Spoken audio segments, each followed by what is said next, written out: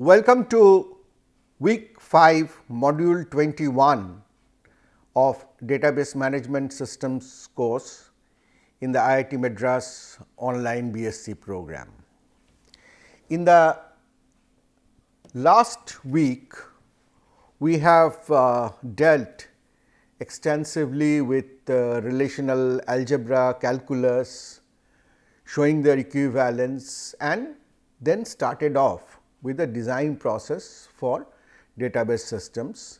Naturally, the first step in the design is to acquire the requirements and to model them in a compact, unambiguous manner, for which we have introduced the entity relationship model and the diagrams that are used to represent every entity, attribute, relationship, constraints to a good extent on these requirements. And finally, we discuss the naive translation of these ER models to relational schema and extended features of ER model. Deliberated on a few design issues, and carrying on with that, we will now start working on the relational database design, which will be a core of this course, a fundamental knowledge to know how to design good databases and what is the theory behind that and how to use that theory to normalize and make the database good. Starting in this module, we will identify the good features of relational design and familiarize you with the first normal form of relations. So, that is what will be covered initially.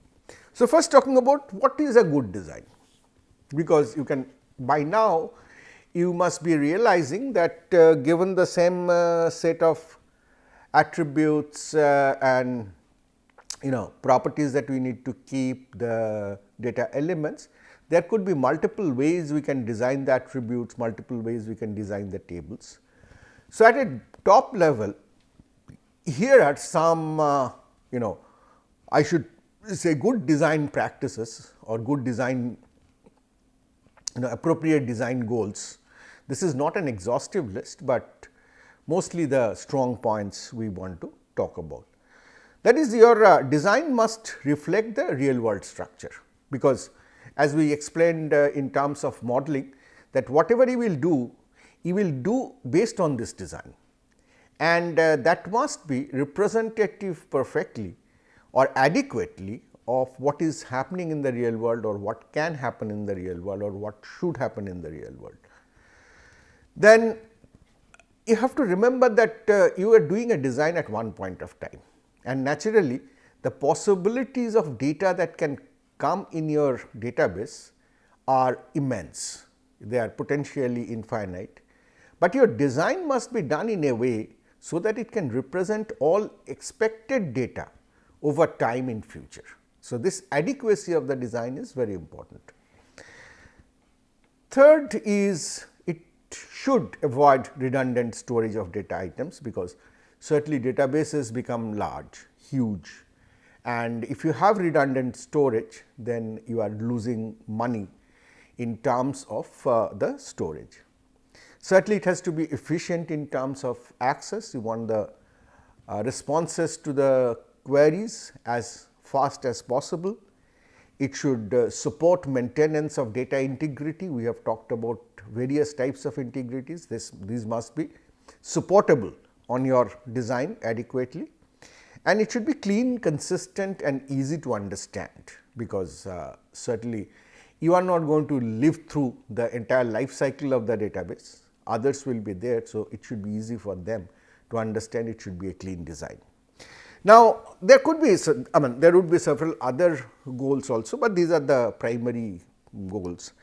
And the fact of the matter is, some of these objectives sometimes are contradictory. For example, often as we see is if we want to increase the efficiency of access, then one way could be to use some redundant data to store. Similarly, there could be, if we have more of redundancy, then certain data integrity issues will become difficult to manage. So, these objectives are interrelated and sometimes contradictory. So, you will have to, I mean that is always the design problem, how to balance between different factors. Now, having said this, let us look at specific examples to somewhat try to understand what is a good design and maybe what is not a good schema. So, you have seen the instructor relation earlier, having ID, name, department name and salary, and the department relation, department name, building and budget.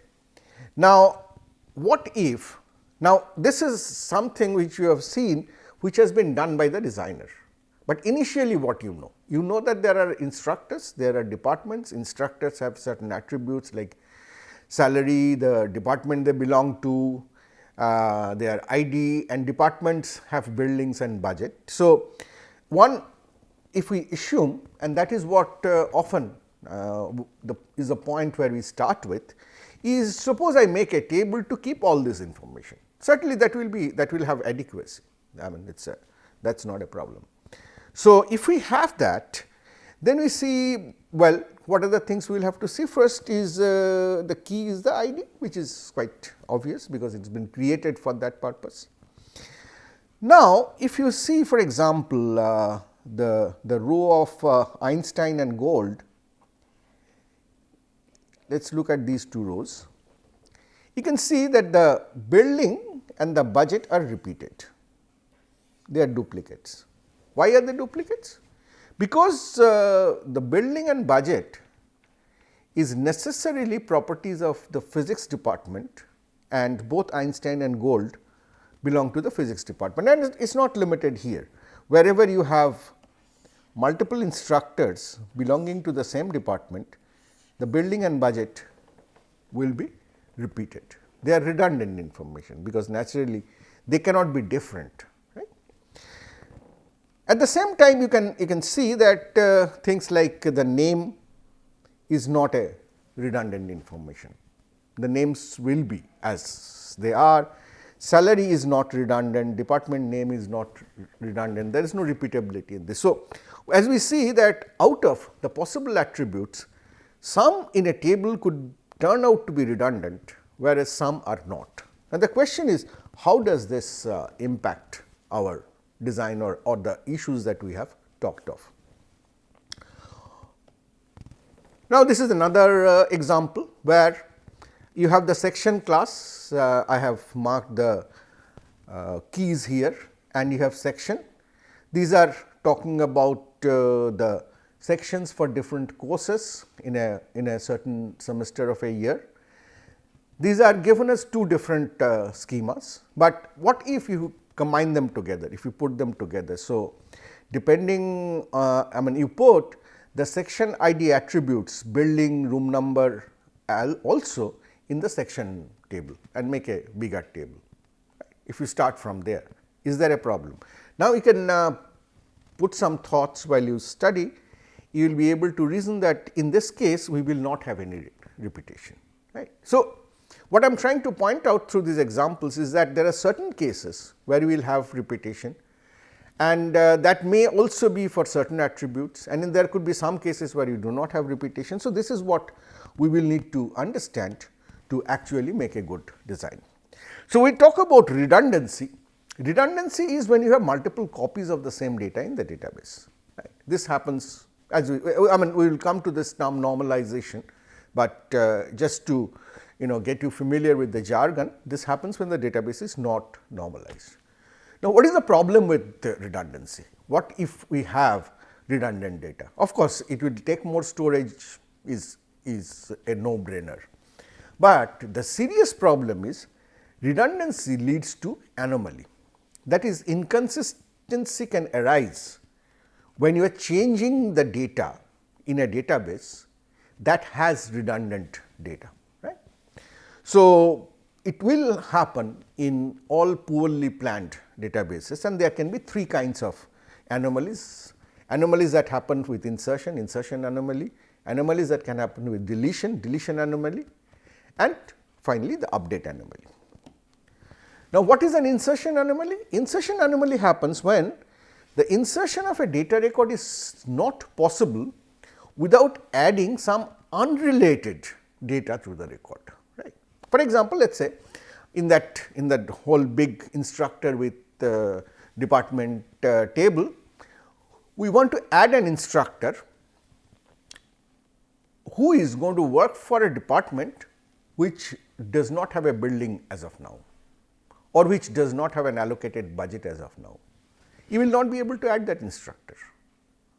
You know the department, but you do not know department's building or department's budget. So, you would not be able to add that even though your primary information for addition is an instructor information.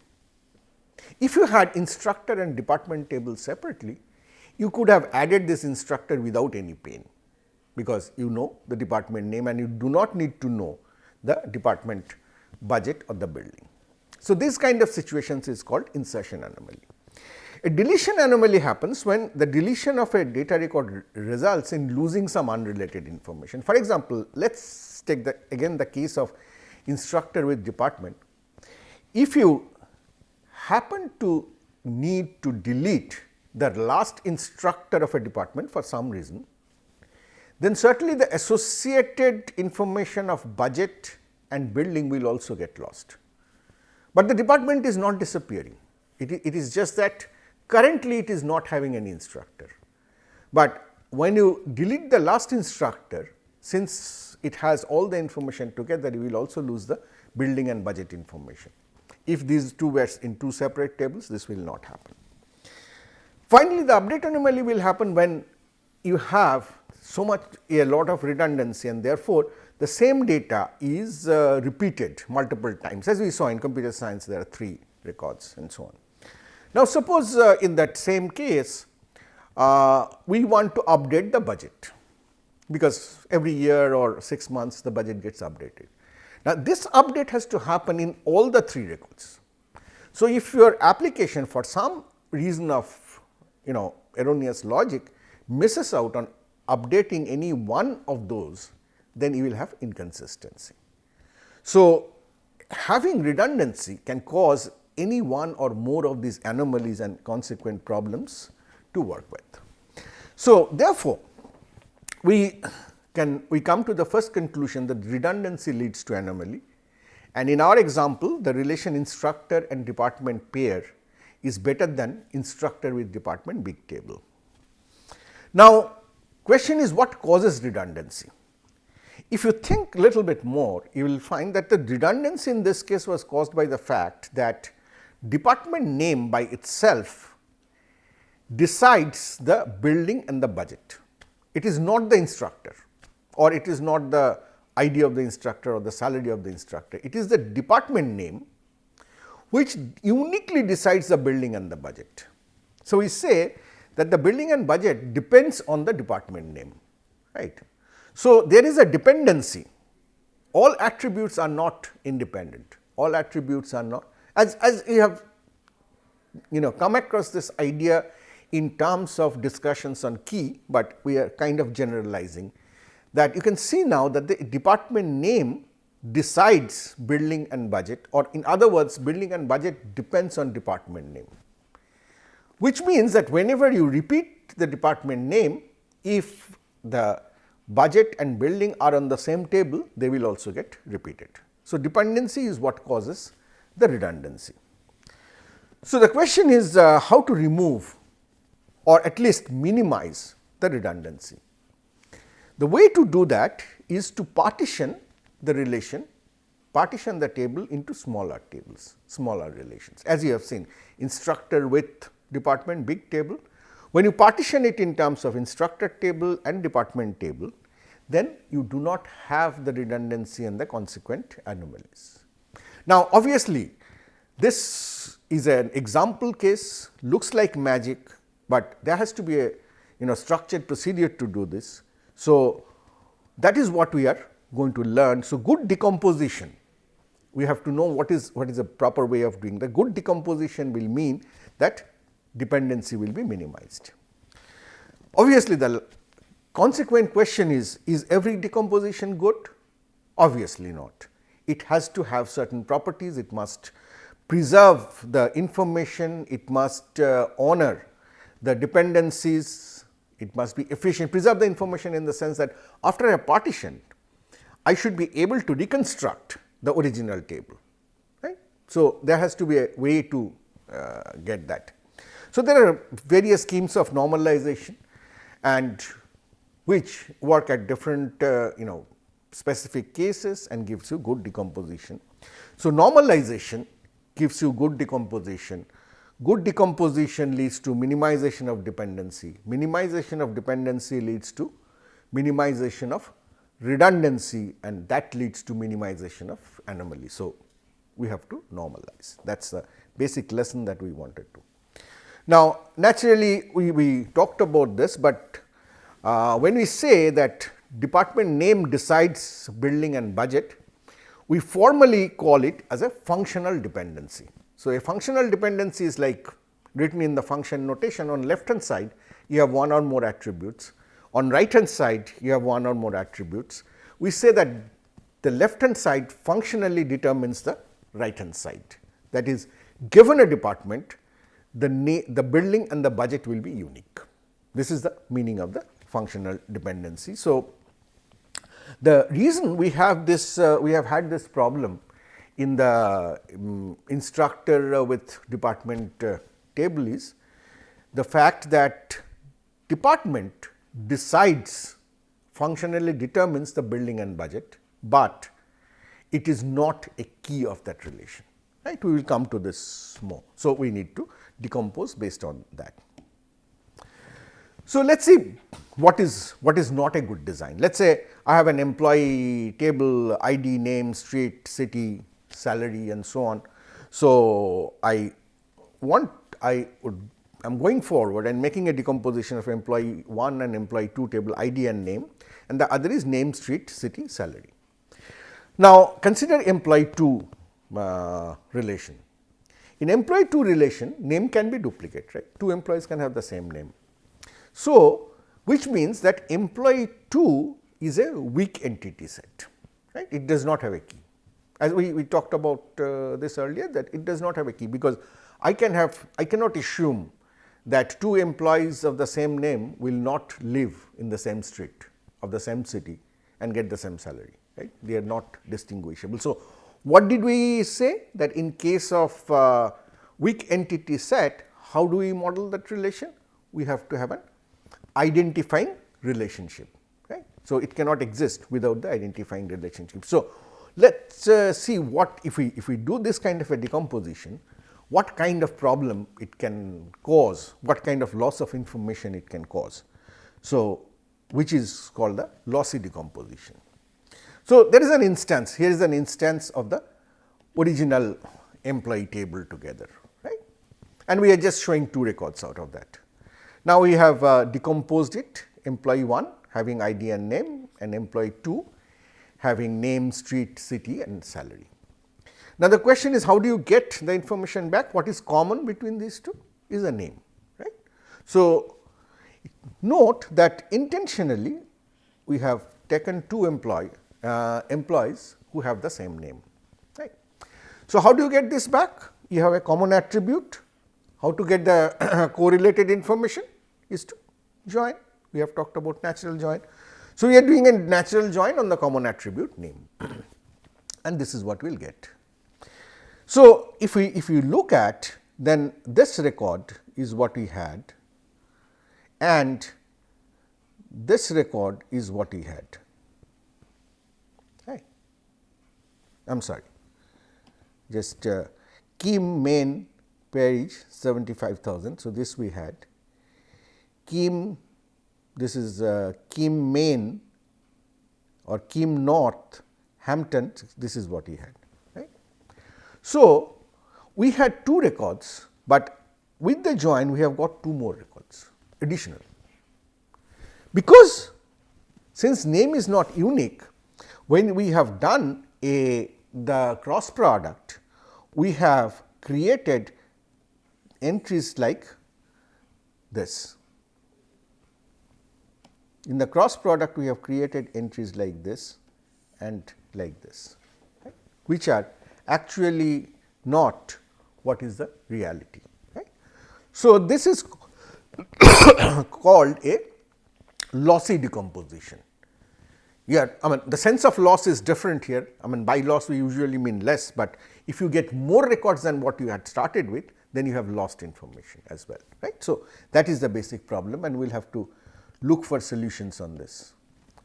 So, here is another example where you can see that we have a table ABC decomposed as AB and BC, and we had 2 records, and if you now do a join, you get back ABC, the original table. And this is not just for this instance, this has to happen for every possible instance.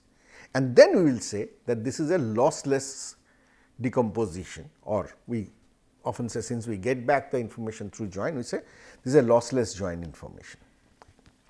So, in a lossless join decomposition, these are the things that we need, which are very obvious, that the 2 relations must cover all the attributes, that is, their union must be R. They must have some intersection, otherwise you will not be able to join and get back the information. And for every instance of R, if you take the projection on R1 and projection of R2, those are the instances of the 2 decomposed relation. And then if you construct a natural join, you must get back that original relation. And this must happen for all R, that is for all instances of the relation. And this is we are going to see how to ensure that. I am just trying to introduce the basic concepts that are involved here. Next, what we will talk about is atomic domains and first normal form. So, we say depending on the structure of the relation, we say it is in some normal form or it is no normal form. So, it has different types of first normal form, second normal form, third normal form, fourth normal form, fifth normal form, Boyce code normal form, so on and so forth. So, some of these we will study. But to start with, the first thing is what is a first normal form. For the first normal form, what we need is we need to deal with atomic domains. What is an atomic domain? Where every domain where every element is considered indivisible. For example, the set of names is a composite domain, because it is a composite attribute. So, it is not an atomic domain, because it has first name, middle name, second, third, last name. Similarly, say identification numbers like CS101 will, though it looks indivisible, but you have encoded in this way so that it can be broken in 2 parts, so that you can get department, you can get the actual course serial number. So, this will also not be considered atomic. This is a non-atomic domain.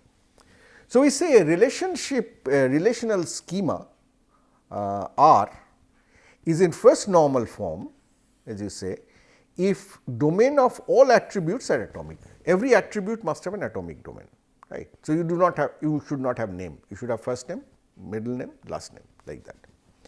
And every value the attributes can take, or every attribute must be single valued. Multi-valued attributes are not allowed. You have to do something to take care of those.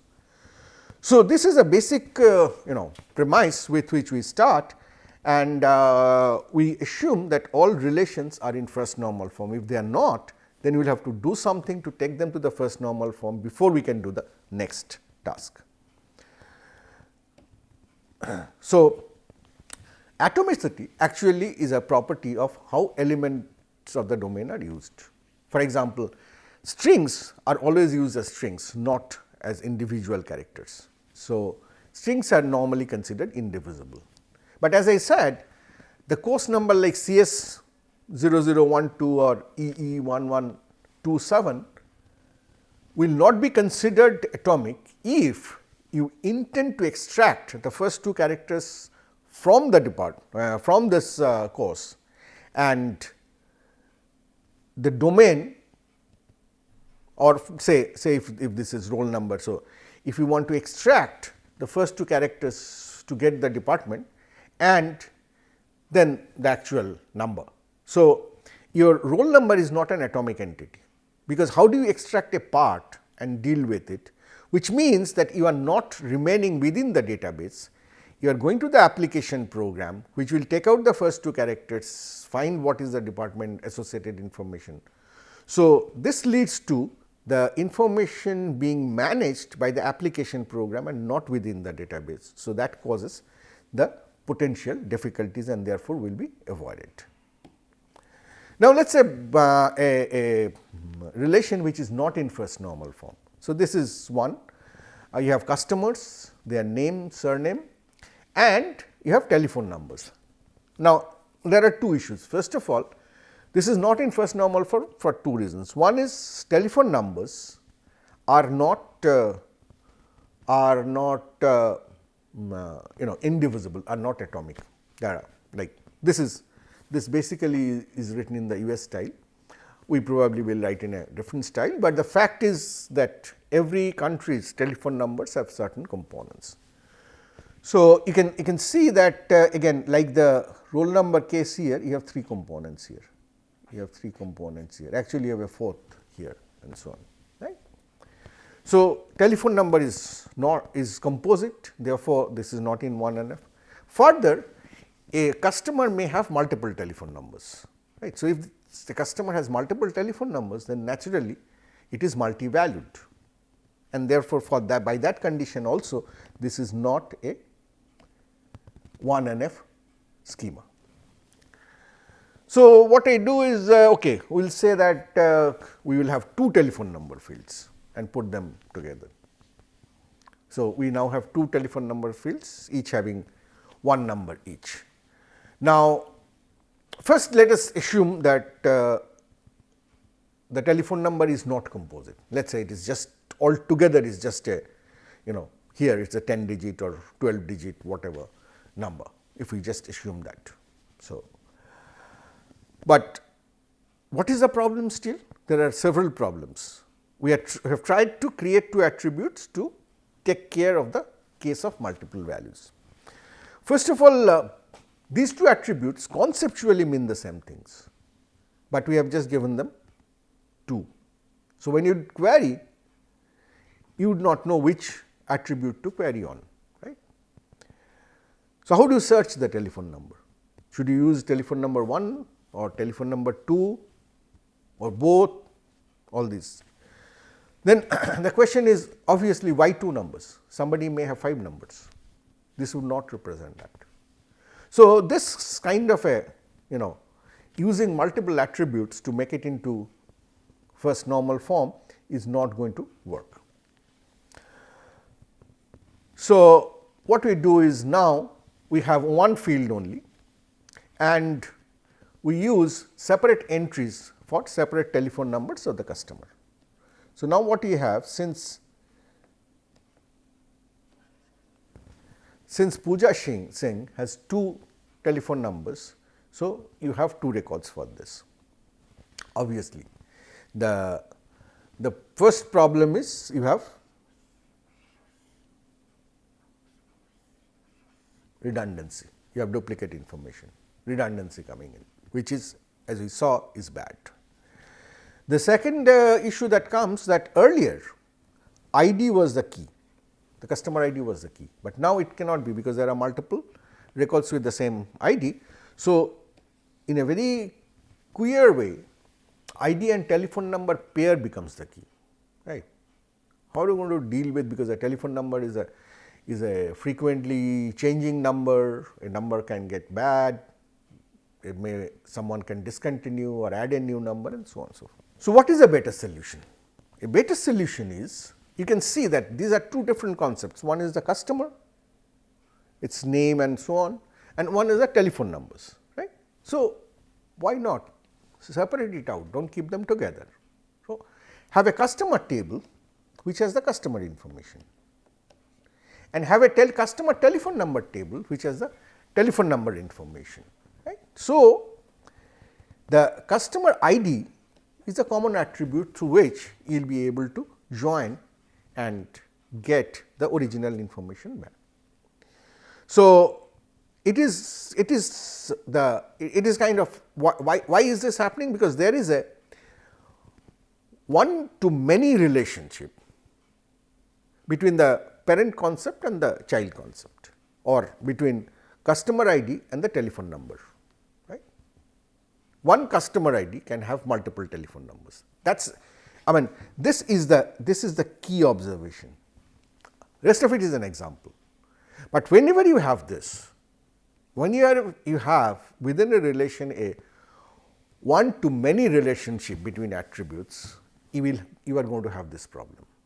So, the solution to that is to decompose, so that you have, now this is in 1NF, this also is in 1NF, assuming of course that the telephone numbers are indivisible, they are not a composite attribute. So, this is how your decomposition can really start making the cleanup of the data, and it starts with attaining the first normal form for all relations as you need.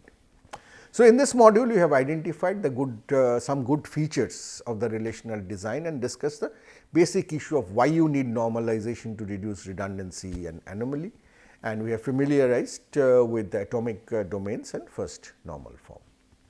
Thank you very much for your attention, and we will meet in the next module.